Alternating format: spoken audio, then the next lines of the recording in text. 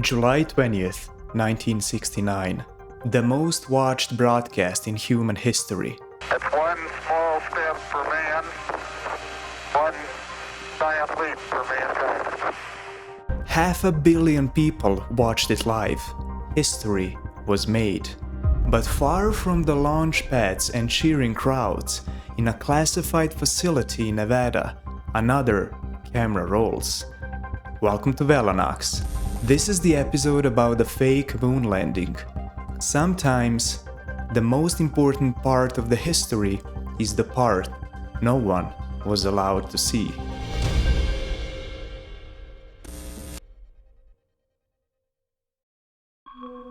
The moon landing didn't start with the rockets. It started as a race. In 1957, the Soviet Union shocked the world with Sputnik, the first artificial satellite. A shiny metal ball about the size of a human. Then came Laika, a stray dog pulled from the streets of Moscow. She became the first living creature to orbit the Earth aboard Sputnik 2. She never came back, but her mission proved something terrifying. The Soviets could send life into space. Next was Yuri Gagarin, an astronaut launched in April 1961. The first human in orbit. He circled the Earth and returned as a hero, not just to Russia, but to the whole world. No one had ever done it before. And once again, the Soviets had done it first. The Cold War was escalating. The Cuban Missile Crisis had brought the world to the edge of nuclear war. The race to the moon wasn't just symbolic, it was strategic. If the Soviets controlled orbit, they could launch weapons from space. President John F. Kennedy knew this. On May 25, 1961, he stood before Congress. We choose to go to the moon in this decade and do the other things, not because they are easy, but because they are hard. It wasn't about science, it was about survival. America couldn't just catch up. It was a deadline. NASA scaled overnight. Private contractors like Rocketdyne, Grumman, and North American Aviation built engines, modules, and computing systems from scratch. Over 400,000 people were employed by the Apollo program. The cost? More than $25 billion, which is over $150 billion today. But there were problems, many of them. Early rockets exploded, navigation systems failed, and then Apollo 1 mission. It was a crew test flight where 3 astronauts died in a tragic cabin fire during the launch. Still, the timeline didn't budge. By 1969, there were just 6 months left in the decade. And then, it happened.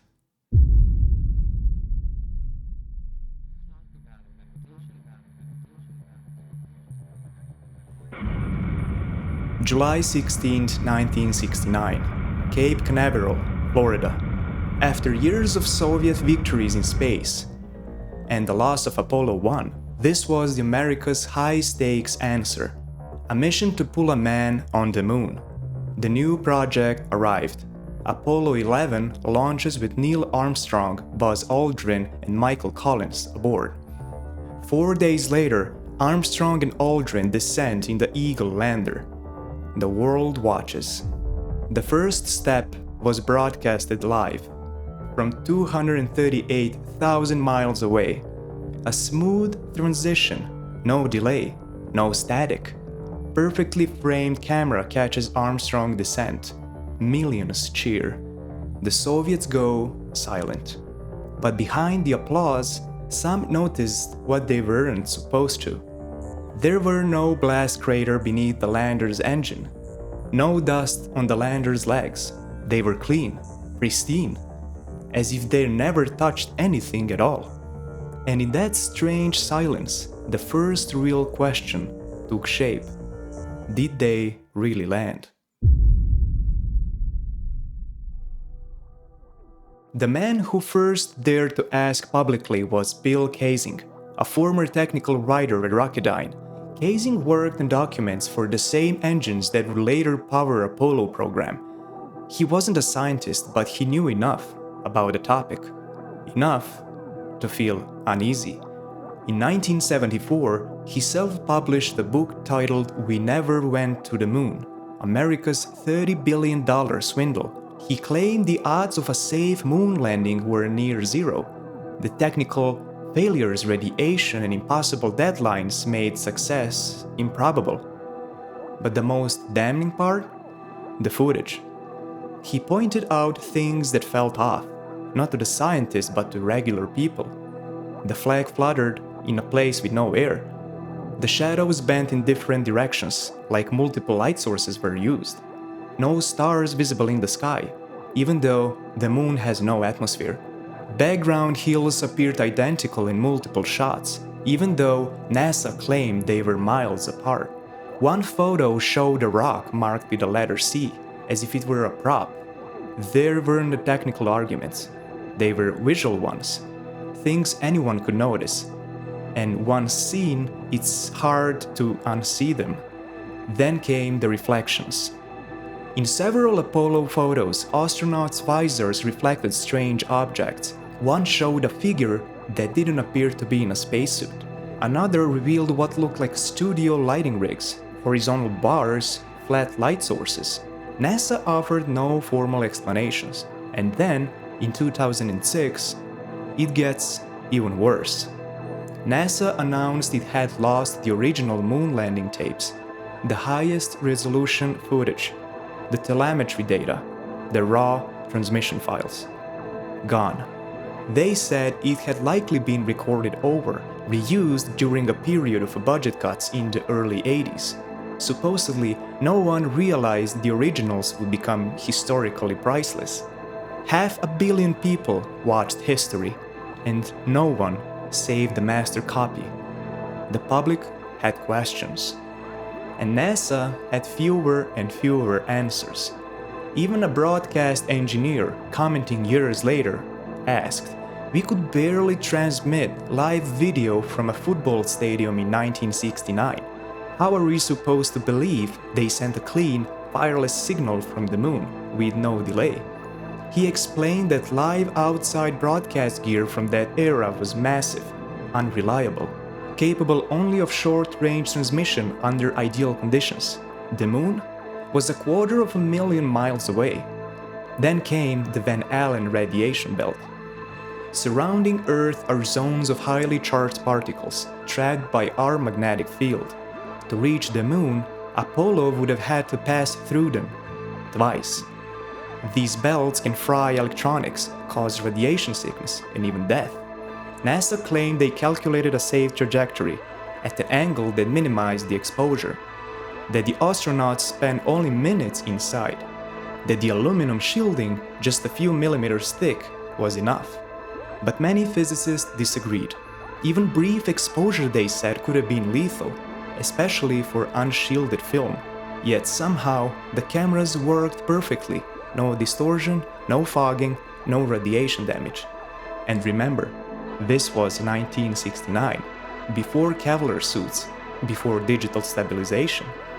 The astronauts wore suits designed in the early 60s, fabric, tubing, minimal insulation. Temperatures on the moon can reach 120 degrees Celsius during the day and drop to minus 150 Celsius at night, which is around 250 degrees Fahrenheit a day and up to minus 240 Fahrenheit at night. That's hotter than the inside of a pizza oven by day and colder than liquid nitrogen by night. Electronics fail under that kind of stress, but the Apollo gear, the suits, the film, the camera shutters never did. Not once, not even slightly. And after a while, NASA finally responded. They said the moon photos had no stars because of camera exposure. The cameras were set to capture the bright lunar surface and the white spacesuits, which required short exposure times. In photography, when you're shooting something very bright, the camera can't also pick up dim light sources, like stars, in the same frame. It's the same reason you don't see stars when you take a photo of a city skyline at night with a bright light around. The stars are there, but the camera isn't sensitive enough in that setting to capture them. NASA explained that a flag appeared to move only because the astronauts were twisting and pushing the flagpole into the ground. In the vacuum of the moon, there's no air resistance to stop the motion quickly, so the fabric kept moving for a bit, like ringing a bell. After they let go, the flag stayed completely still, just as you would expect with no wind. They explained that the twisted or uneven shadows were caused by the moon's rough, uneven terrain, like rocks and slopes and craters distorted the angles. Also, the lunar surface reflects sunlight similar on how snow can make the shaded areas bright. This scattered light filled in some shadows, making them appear lit from multiple directions, even though there was only one light source: the sun. NASA said the lack of a crater under the lander was due to the moon's low gravity, and the engine wasn't firing at full power during landing. It only disturbed a thin layer of dust sitting on the top of a hard, compact surface, not soft soil. So instead of blasting a hole, the dust just blew away gently. They also addressed the missing tapes. They said they were lost to history. But some still were not convinced, especially after Apollo 17, when NASA abruptly cancelled the remaining moon missions. The reason given? Budget cuts and public fatigue.